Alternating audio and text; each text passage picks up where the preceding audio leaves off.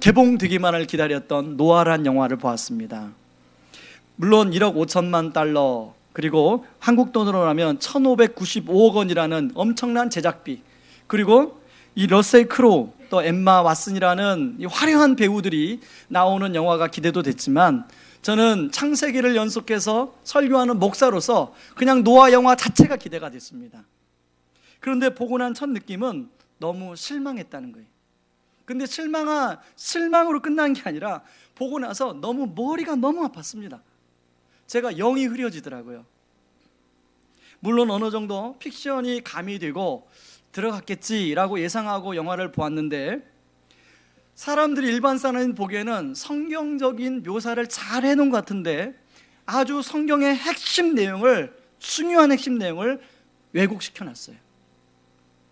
혹시 우리 성도님들이 보실 성도님들이 계실지 몰라서 미리 제가 몇 가지 주의할 부분만 좀 말씀드리려고 합니다. 첫 번째는 사단을 아주 미화시켜서 아주 선한 존재로 묘사하고 있다는 것입니다.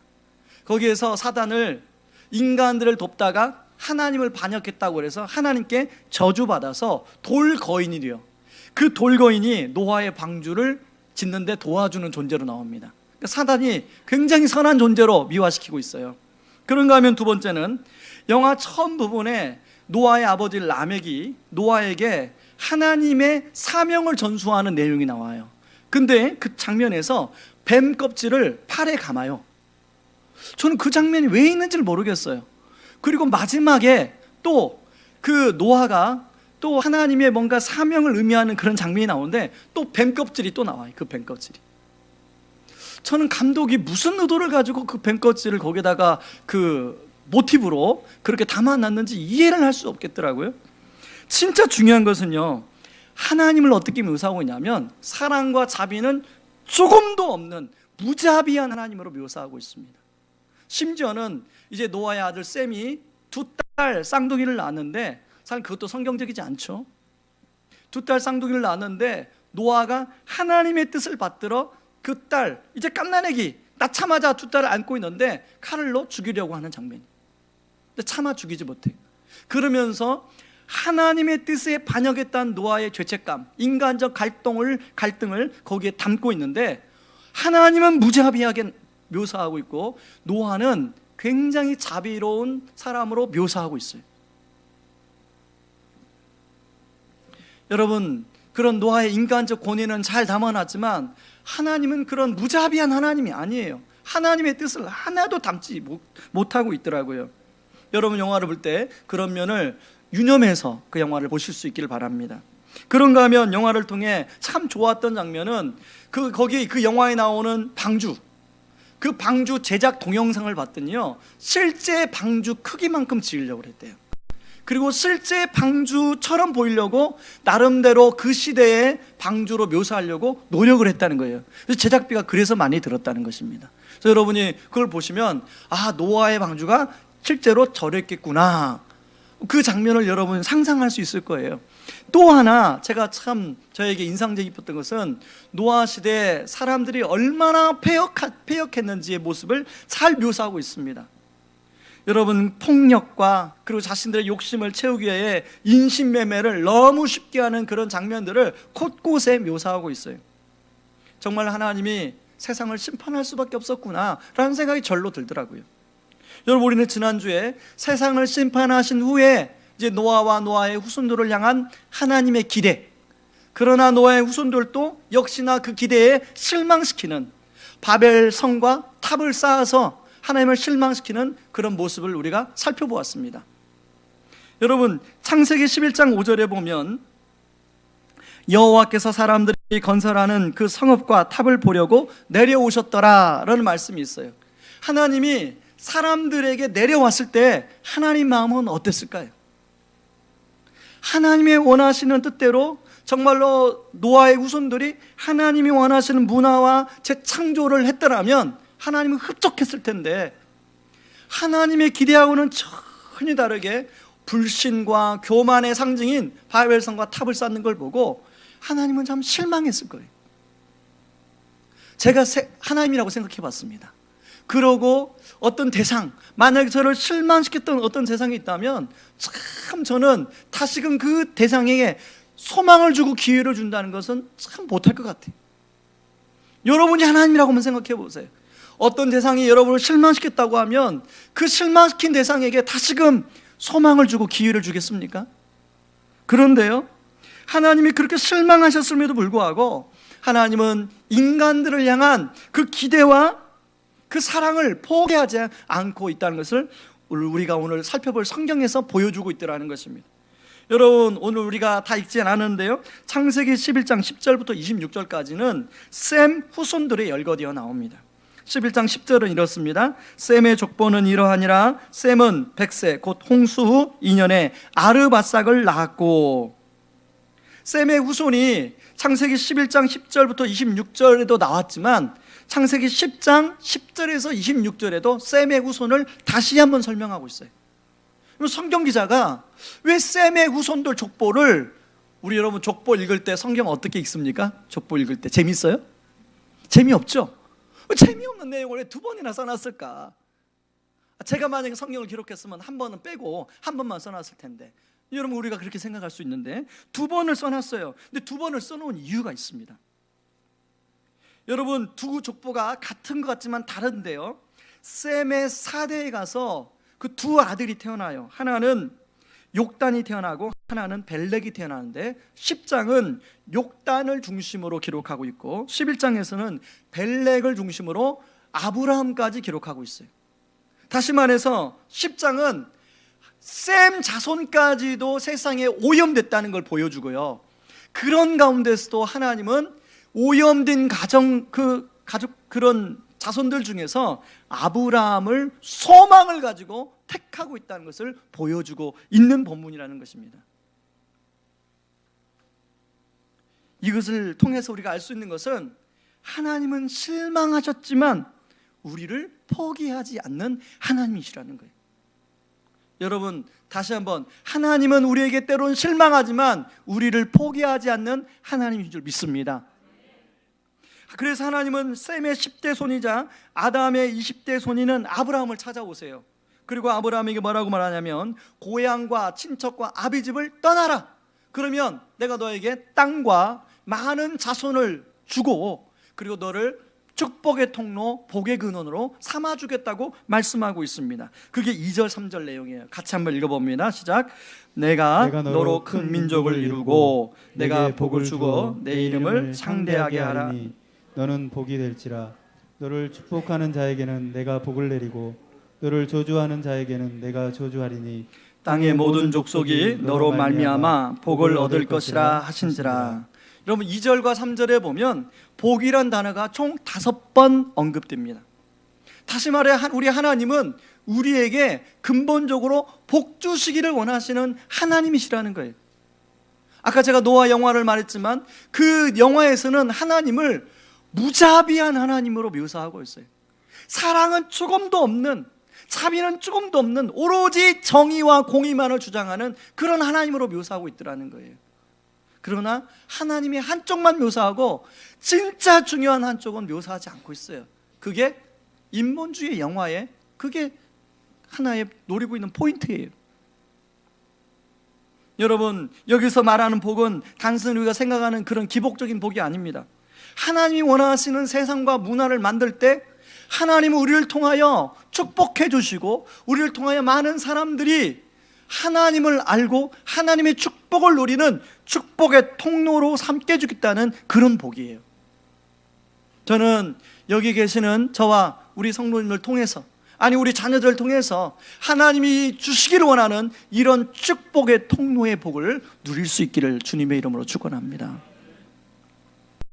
우리가 지금 살고 있는 이 세상도 수많은 곳에서 사람들은 바벨탑을 쌓고 있어요.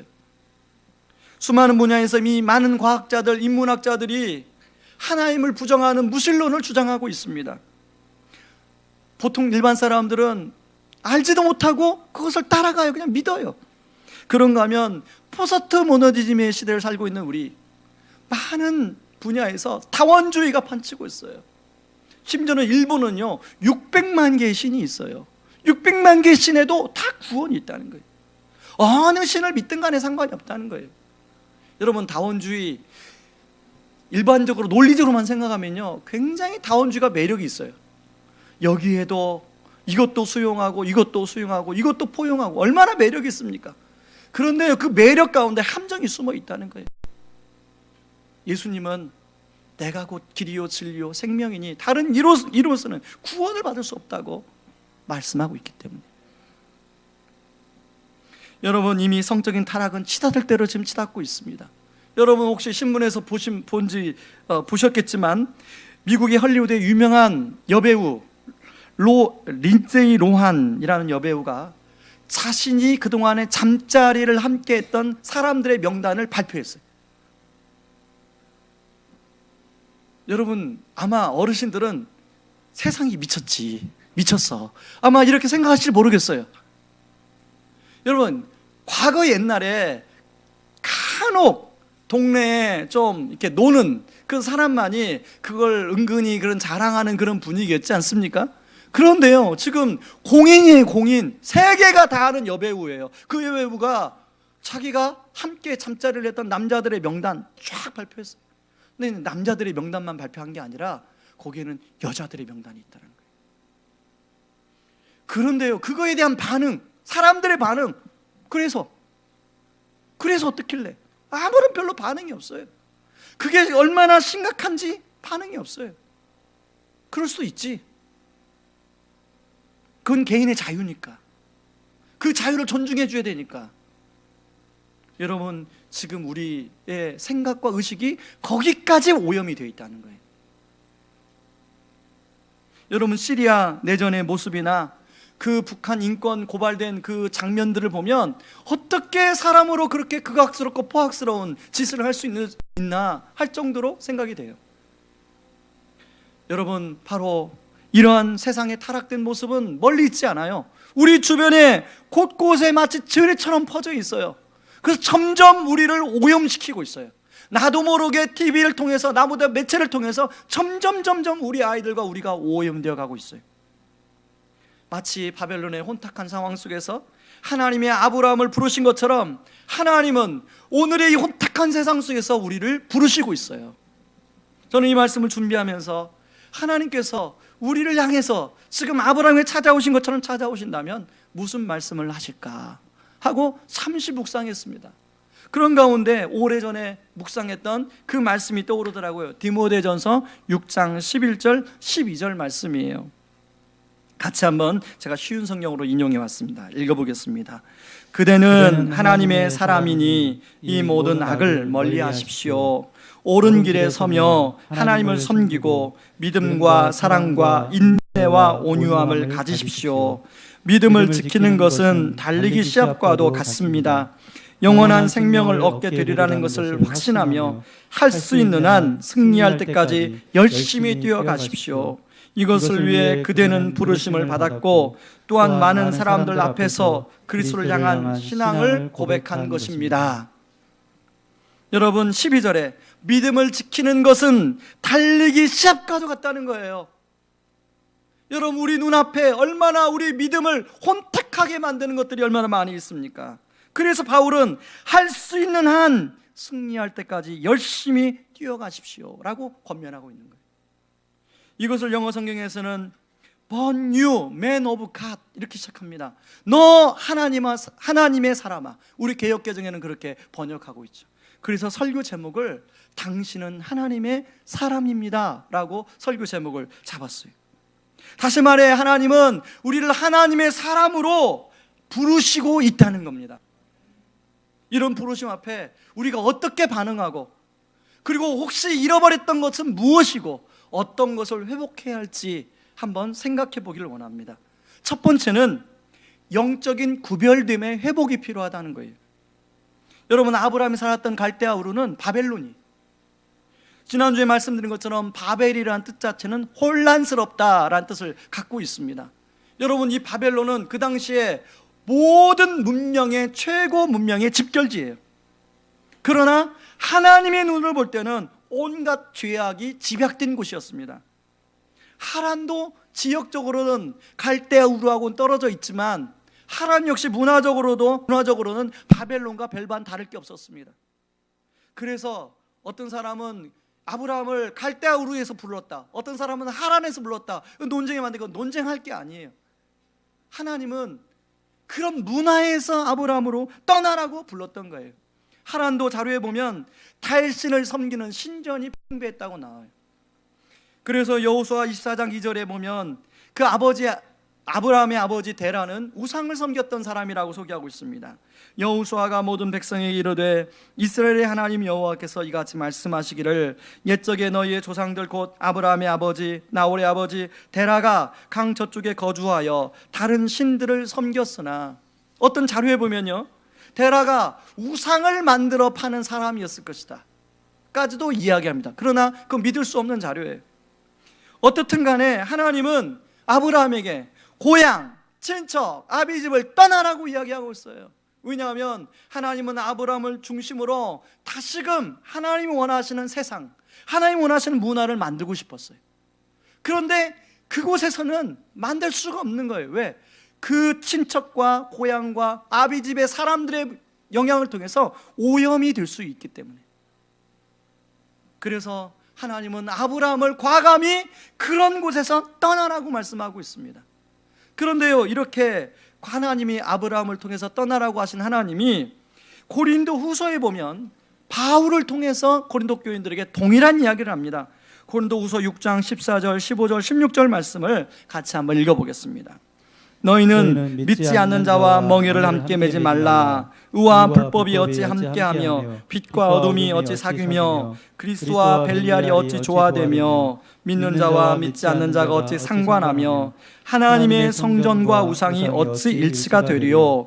우리는 살아계신 하나님의 성전이라. 이와 같이 하나님께서 이르시되 내가 그들 가운데 거하며 두루 행하여 나는 그들의 하나님이 되고 그들은 나의 백성이 되리라 하셨느니라. 당시 고린도는 향락의 도시였어요. 아르테미스 신전이나 다산을 상징하는 아르테미스 신전이 버티고 있던 도시였어요. 그래서 수많은 사람들이 예수를 믿어도 과거의 습관을 끊지 않았어요. 그래서 심지어는 고린도 교회 안에 음행하는 그런 일들이 자연스럽게 벌어졌어요. 그래서 바울은 그런 고린도 교인을 향해서 뭐라고 하냐면 너희는 하나님의 성전이라, 그런 것에서 떠나라고 이야기하고 있는 것이죠. 그렇지 않으면 그런 문화와 사람들에게 오염이 될 수밖에 없다는 것입니다. 그러므로 여러분의 생각을 오염시키고 유혹하는 환경과 습관으로부터 우리도 떠나야 됩니다. 하나님이 싫어하는 것을 나도 모르게 간혹 조금씩 즐기는 분이 계실지도 몰라요. 그것을 과감히 떠나시기 바랍니다. 여러분, 홈쇼핑 문화가 발달을 해서 참 주부들이 쇼핑하기가 쉬워졌습니다. 반응을 벌써부터 해주시네요. 그런데 홈쇼핑 중독에 걸리는 주부들이 많다고 그래요. 필요도 없는데 자꾸 사서 집에다 쟁여놓는 거죠. 또 이제 살 수 없으면 자꾸 본다는 거예요. 채널을 돌려가면서. 여러분, 홈쇼핑 프로그램 보다 보면 1시간, 2시간은 금세 지나갑니다. 그런가 하면 TV, 컴퓨터, 스마트 기기를 통해서 음란한 콘텐츠들이 예전에는 안방에만 왔는데 이제는 우리 손바닥에 와 있어요. 혹시 여기에 그런 것에 노출된 분이 있다면 과감히 떠나시기 바랍니다. 여러분, 영화, 이렇게 다운받는 영화 있죠? 그거 불법으로 다운받는 거 그거 끊으십시오. 끊으세요. 여러분, 영화 보고 싶으면 영화관 가서 보세요.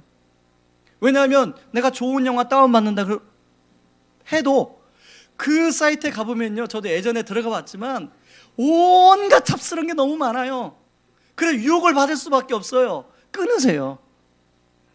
주의 이름으로 권면합니다. 끊으십시오. 여자들만 아멘 하시네요. 남자분들에게 권면합니다. 끊으세요. 여러분, 뿐만 아니라 우리 자녀들을 보호하셔야 되는데, 여러분, 우리 주보에 광고 나온 알리2지 어플을 까셔서 자녀들과 대화하시면서 어플 사용하는 것을 잘 교훈하시기 바랍니다. 여러분 예전에도 한번 말씀드렸지만 남녀가 함께 모이는 동창 모임 나가지 마세요. 끊으세요. 예, 또 여자분이 아멘 하시네요. 남자들끼리 나가는 동창 모임도 제가 오랜만에 나가보면 참 힘들더라고요. 그런데 남녀가 함께 모이면 더 지저분하대요. 여러분, 여러분의 아내가, 여러분의 배우자가 싫어하는 것은 하지 마시기 바랍니다. 여러분, 마케팅에 물든 기독교라는 책이 있습니다. 그 책은 교회가 이 전도란 명목하에서 마케팅의 기법을 활용해서 교회를 성장시키는 것에 대해서 지적하는 그런 내용의 책이에요. 그런 내용의 책을 제가 보고 솔직히 개척을 시작할 때부터 지금까지 전도를 어떻게 해야 되나 고민하고 있습니다. 여러분, 개척 초기에 교회를 알려야겠는데 어떻게 알려야 되나? 많은 교회들이 이렇게 신문 전단지에다가 교회 소개지를 넣어서 돌립니다. 이 교회를 개척했습니다. 세워졌습니다. 창립 예배를 합니다. 그런데 그때 저희 시작하는 멤버들하고 정말로 고민했어요. 전단지에 넣을까 말까. 그런데 우리 창립하는 한 멤버들이 목사님, 우리가 하나님을 믿고 교회를 개척하지 우리가 세상 방법으로 하지 맙시다. 그분이 너무 믿음이 좋으시더라고요. 그래가지고 전단지 안 넣습니다. 사실은 저는 전단지에 넣는 게 나쁜 거고 뭐 그런 건지 좀 모르겠어요. 그렇게 하는 교회들이 있는데 그게 뭐 나쁘다 틀리다 말할 수 없을 것 같아요.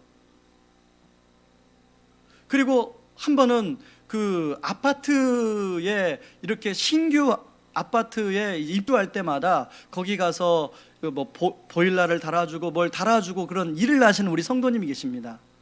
그 성도님이 저한테 오셔서 그러시는 거예요. 목사님, 우리 교회는 아파트 입주 전도를 하지 않아서 너무나 감사합니다. 그런데 한편으로는 저도 수긍이 되면서 그게 정말로 내가 감사하다는 얘기를 들어야 되는가? 그렇게 하는 교회가 나쁜가? 그러나 어떻든 간에 우리 교회는 그거 하지 않습니다. 왜냐하면 확신이 쓰지 않아요. 그게 정말로 하나님 원하시는 전도 방법인가? 확신이 쓰지 않아서 아직 하지 않는 거예요. 고민하고 있어요. 실제로 개척을 해서 지금까지 전도다운 전도를 제대로 못했습니다. 올해 초에 이제 교회 변변한 교회 소개지가 없어서 우리 교역자들하고 이제 교회 소개지를 한번 만들어 보자 논의하다가 접었어요. 왜냐하면 교회 소개지를 만들면 또 그런 식의 전도가 될 수밖에 없잖아요. 진짜 접었어요. 논의하다가 접었어요. 근데 지금도 고민하고 있습니다. 전도를 어떻게 해야 되나.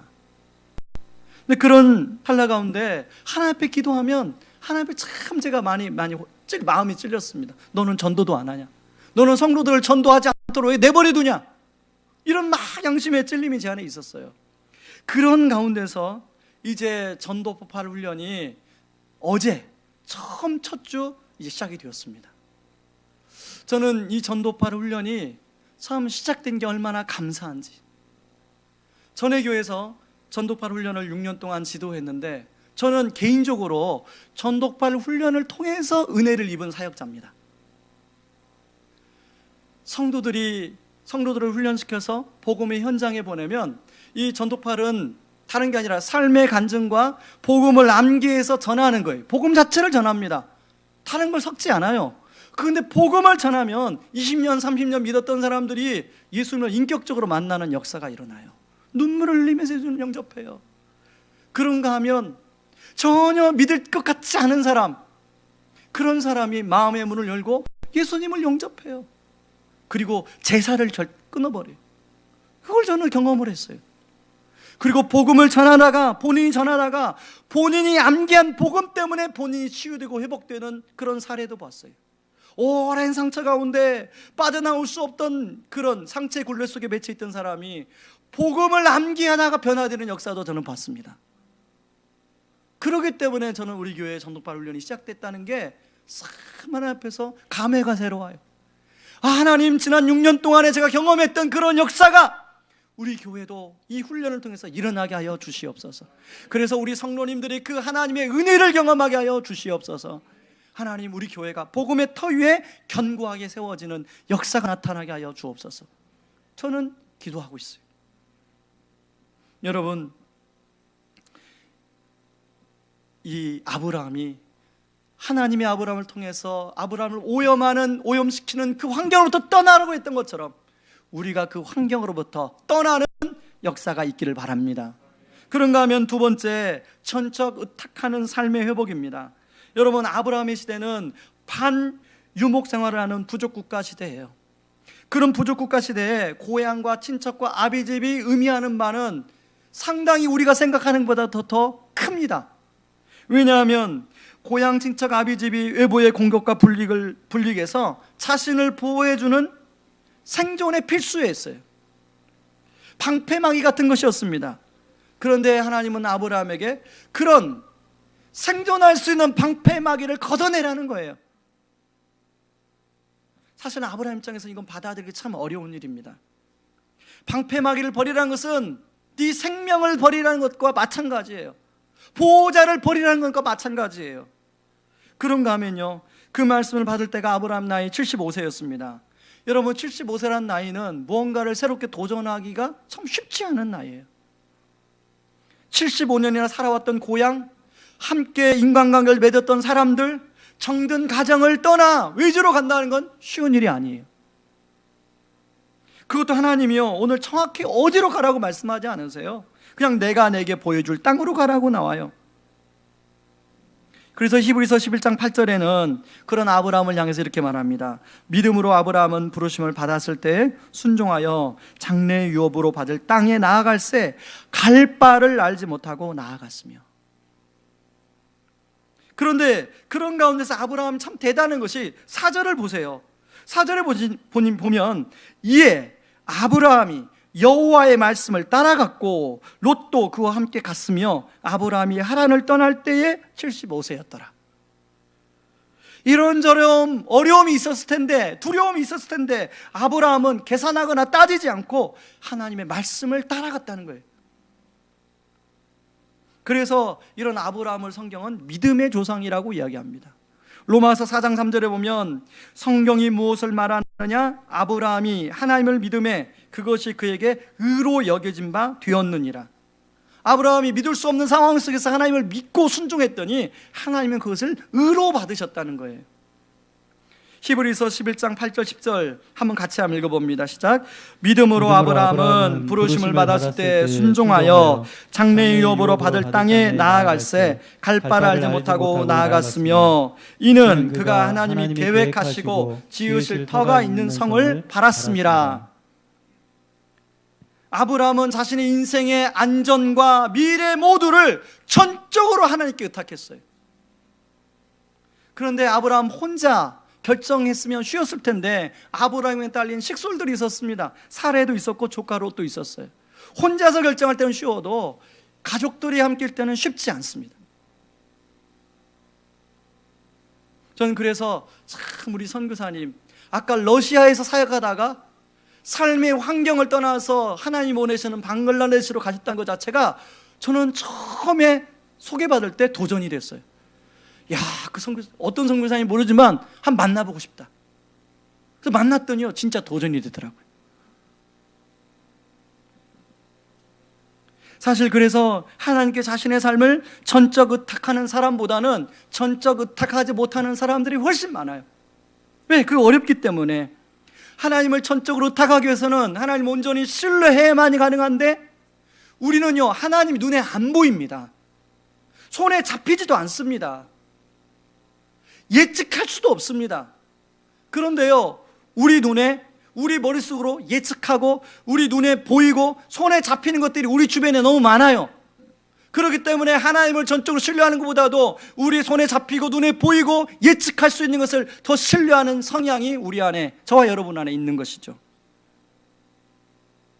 나에게 방패막이가 되어줄 것 같은 어떤 사람, 나에게 방패막이가 되어줄 것 같은 어떤 존재, 그 존재를 우리가 그래서 더 붙드는 거 아니겠습니까?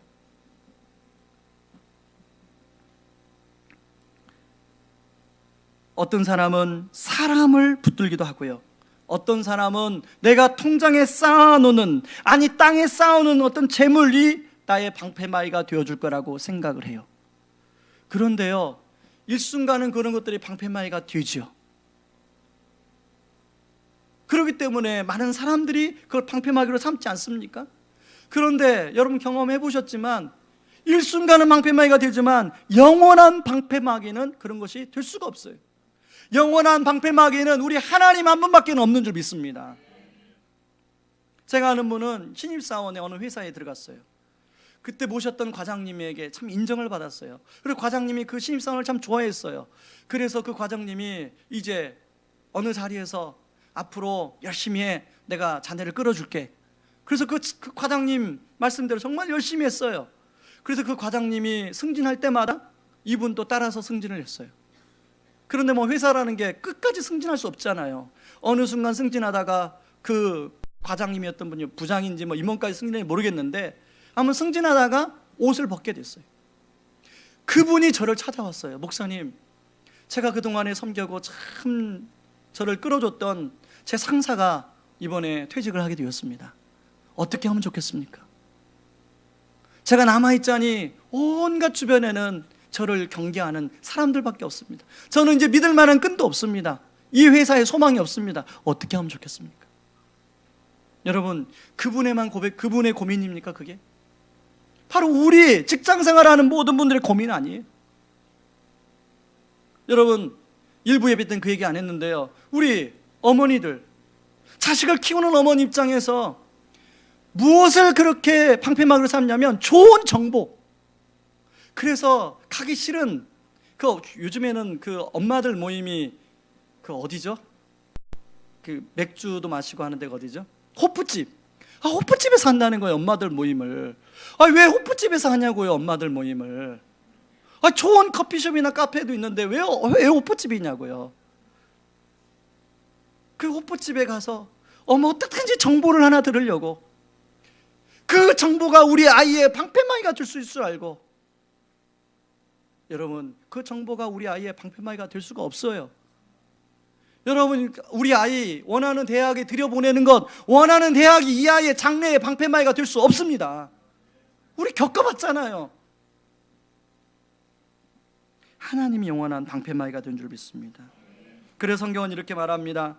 시편 146편 3절 4절에 귀인들을 의지하지 말며 도울 힘이 없는 인생도 의지하지 말지니 그의 호흡이 끊어지면 흙으로 돌아가서 그날에 그의 생각이 소멸하리로다. 여러분, 하나님을 전적으로 의탁하는 사람은 하나님이 책임져 주신다고 성경에 곳곳에 기록되어 나옵니다. 시편 146편 5절에 보면 야곱의 하나님을 자기의 도움으로 삼으며 여호와 자기 하나님에게 자기의 소망을 두는 자는 복이 있도다.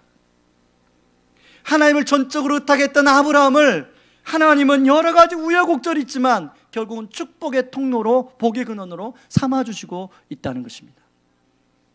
저는 간혹 우리 성도님들이 오셔서 자녀를 위해서 기도 부탁을 할 때마다 여러 가지 기도를 해주는데 그 두 가지 핵심을 놓고 제가 기도하는데요, 하나는 하나님이 우리 이 자녀가 만남의 축복을 경험하게 하여 주시옵소서.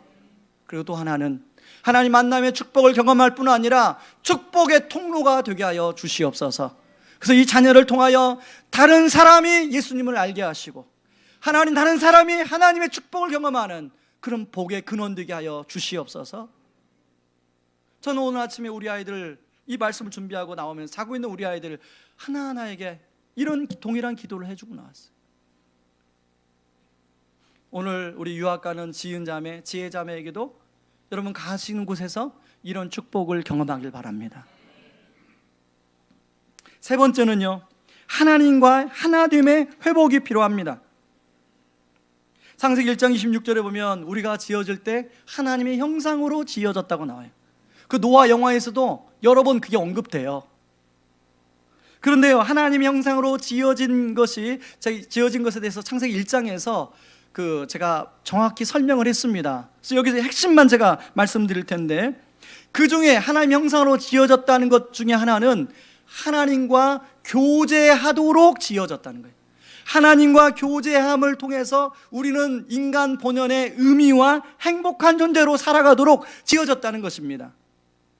그런데 사단은 그것을 알고 하나님과 우리 사이를 이간질시키고 그 가운데 죄를 심어놓아서 하나님과 우리 사이를 분리시켜놨어요. 그래서 하나님의 영광을 떠난 인간, 하나님의 축복을 떠난 인간은 정말 보잘것없는 그런 초라한 존재가 되었어요. 더 많은 죄를 짓게 되고 더 많은 타락 가운데 나아가게 되고, 근데 인간 스스로는 죄 문제를 스스로 해결할 수가 없잖아요. 그래서 하나님은 예수 그리스도를 이 땅에 보내셔서 인간의 죄를 대신 해결해 주신 거예요. 여러분, 노아 홍수가 일어나기 전에 인간의 모습, 그리고 또 바벨탑을 지은 인간의 모습, 또 지금 죄 가운데 살아가는 인간의 모습, 별반 다를 바가 없어요. 그러므로 아브라함은 하나님과의 이 교제의 회복이 얼마나 중요한지를 알았습니다. 그래서 오늘 본문에 보면 가는 곳마다 하나님 앞에 제단을 쌓아 감사의 제사를 드리고 있어요. 창세기 12장 7절과 8절 같이 한번 읽어봅니다. 여호와께서 아브라함에게 나타나 이르시되 내가 이 땅을 내 자손에게 주리라 하신지라. 자기에게 나타나신 여호와께 그가 그곳에서 제단을 쌓고 거기서 베델 동쪽 산으로 옮겨 장막을 치니 서쪽은 베델이요 동쪽은 아이라. 그가 그곳에서 여호와께 제단을 쌓고 여호와의 이름을 부르더니. 여러분, 이 하나님께 제단을 쌓고 제사를 드리는 것, 예배를 드리는 것은 단순히 하나님과의 교제의 의미를 뛰어넘어 더 깊은 의미가 있습니다. 바로 하나님과의 하나됨을 이루는 시간이에요. 여러분, 온전한 예배는 하나님의 임재를 경험하고 영적인 하나님과의 하나됨을 경험하는 예배예요. 여러분, 에녹과 노아, 하나님과 동행했다고 나오잖아요. 에녹과 노아는 이 비밀을 알았던 사람들이에요. 그래서 가장 우선순위에 하나님과 동행하는 삶을 두었습니다. 하나님과의 하나됨의 기쁨을 알았어요. 그리고 그것이 가져다주는 놀라운 은혜와 축복을 알았어요. 에녹과 노아가 알았던 그 기쁨, 하나님의 기쁨을 아브라함이 발견한 거예요. 아무도 알지 못하는 그 시대에 아브라함이 그것을 깨달은 거예요. 여러분, 아브라함이 새롭게 깨닫고 발견한 이 하나님과의 하나됨의 기쁨을 우리가 경험하기를 원합니다. 이 시간 저와 여러분이 드리는 예배를 한번 돌아보시고 점검하시기 바랍니다. 혹시 정말 에녹과 노아, 아브라함이 누렸던 그 하나님과의 하나됨의 기쁨을 예배를 통해서 여러분이 누리고 있습니까?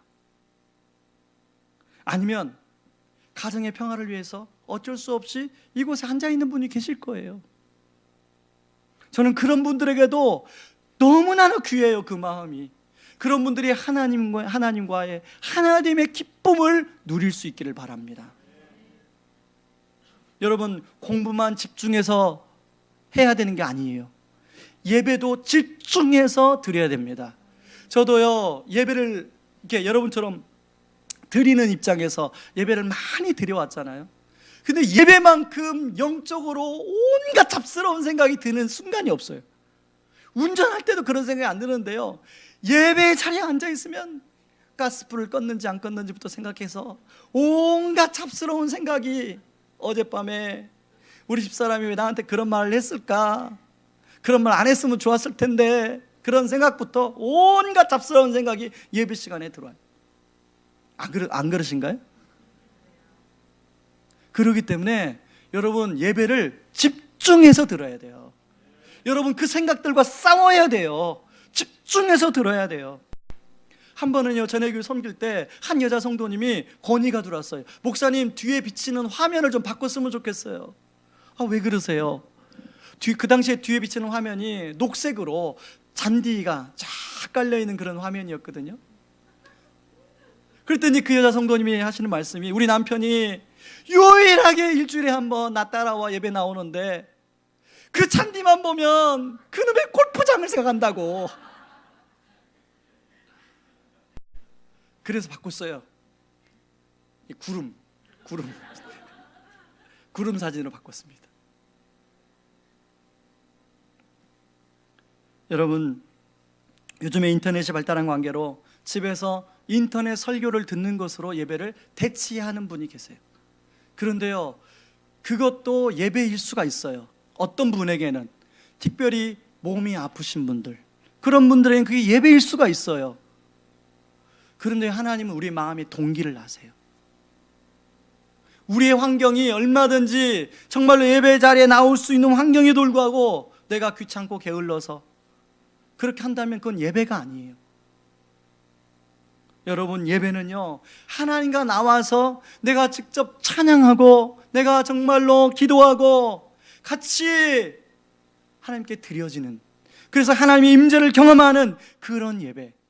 그래서 예배에 정말로 하나님과의 하나됨을 누리는 그 예배, 그 예배를 우리가 맛봐야 되는 거예요.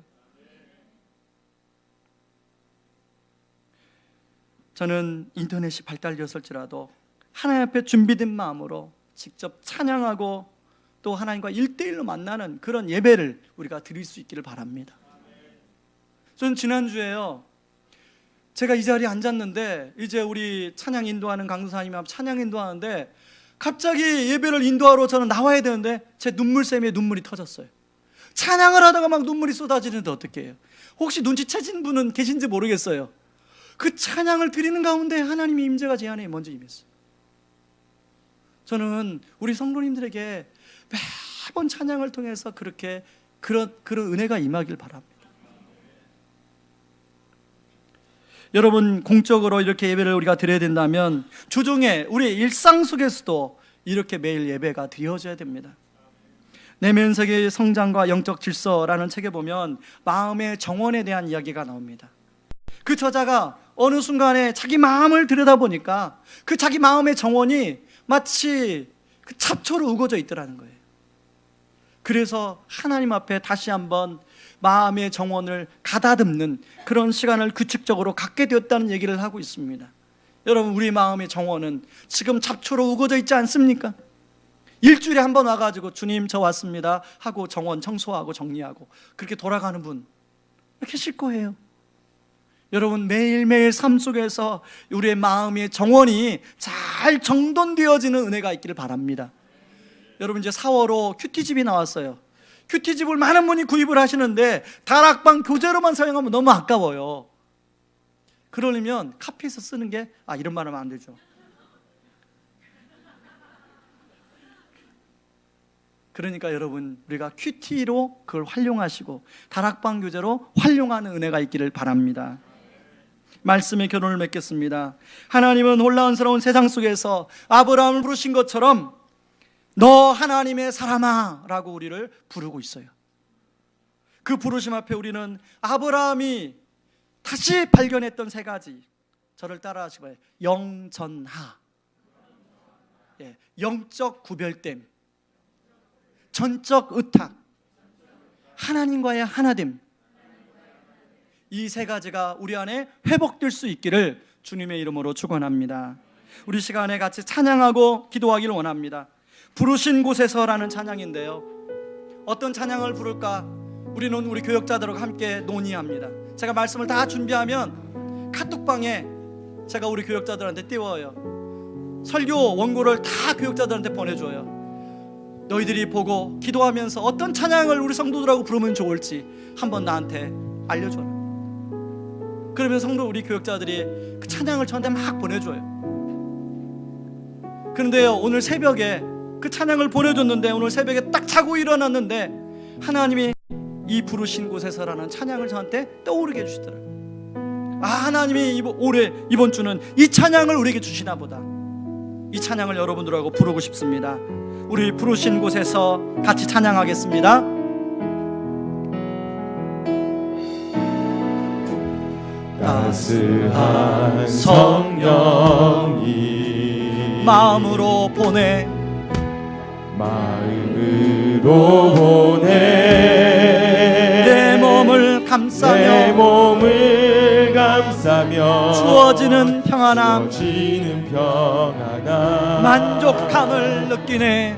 만족함을 느끼네. 따스한 사랑과 진리에, 사랑과 진리에 한 줄기 빛 보내, 한 줄기 빛 보내 내 몸을 감싸며, 내 몸을 감싸며 주어지는 평안함, 주어지는 평안함, 그 사랑을 느끼네. 그 사랑을 느끼네. 부르신 곳에서 신 곳에서 나는 예배하네.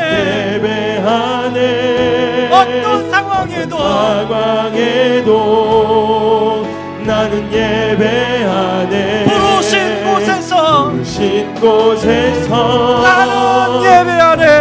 예배하네. 어떤 상황에도 나는 예배하네. 내가 걸어갈 때 길이 되고 내가 걸어갈 때 길이 되고 내가 살아갈 때 삶이 되는 그곳에서 예배하네. 내가 걸어갈 때 길이 되고 걸어갈 때 길이 살아갈 되고 때 살아갈 때 삶이 되는 그곳에서 예배하네. 부르신 곳에서 곳에서 나는 예배하네. 어떤 상황에도 나는 예배하네. 부르신 곳에서 부르신 곳에서 나는 예배하네. 예배하네. 어떤 상황에도 나는 예배하네. 우리 이 시간에 기도하겠습니다. 여러분을 부르신 곳이 어디예요?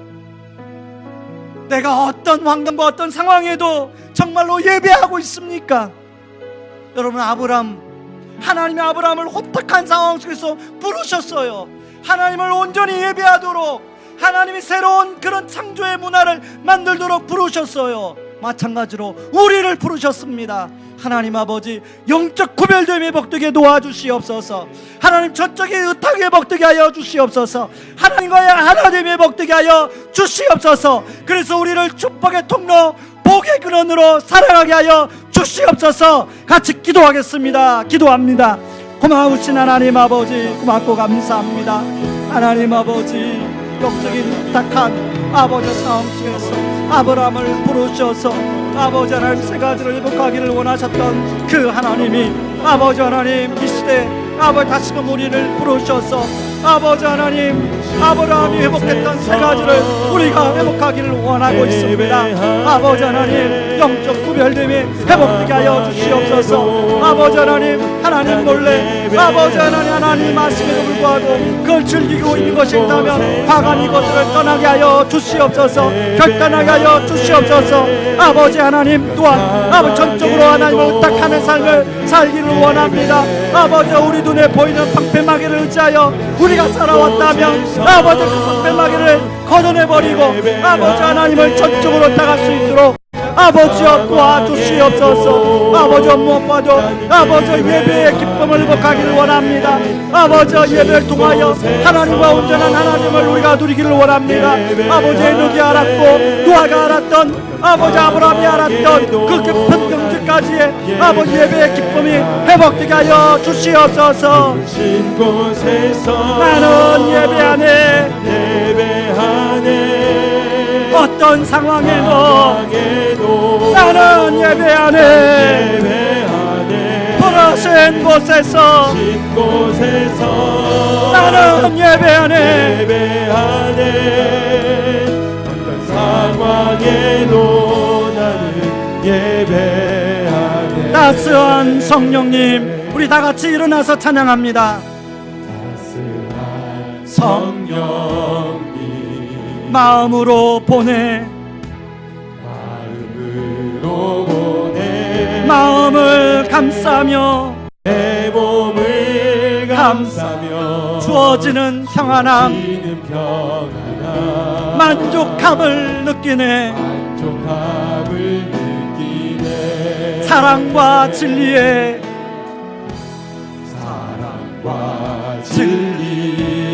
한 줄기 빛 보내,